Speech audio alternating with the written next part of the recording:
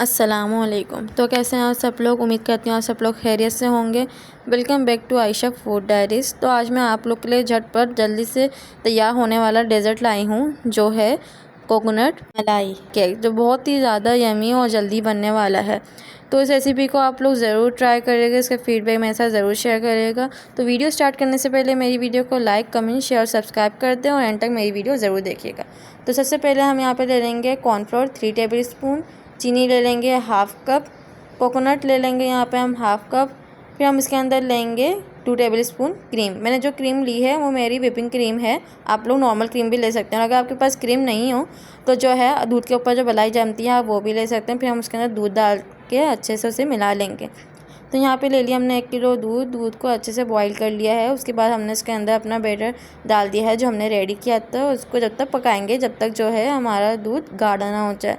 तो ये देख सकते हैं यहाँ पे हमारा दूध कितने अच्छे तरीके से गाढ़ा हो गया, यही हमें कंसिस्टेंसी चाहिए।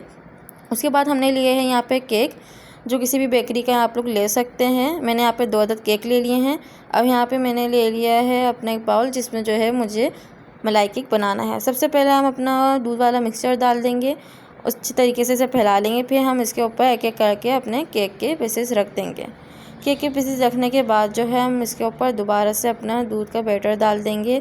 उसके बाद जो है हम इसके ऊपर फिर से जो है केक की एक लेयर रख देंगे।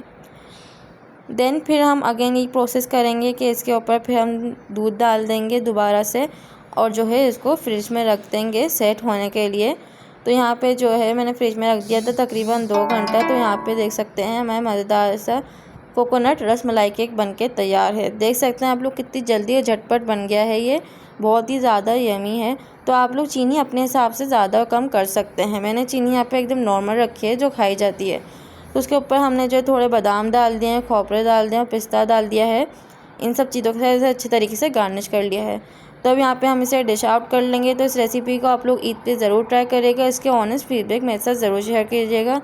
तो जाने से पहले मेरी वीडियो को लाइक कर दें, मेरे चैनल को सब्सक्राइब कर दें। अब मैं मिलूँगी आप लोग से नेक्स्ट वीडियो पे। जब तक के लिए अल्लाह हाफ़िज़।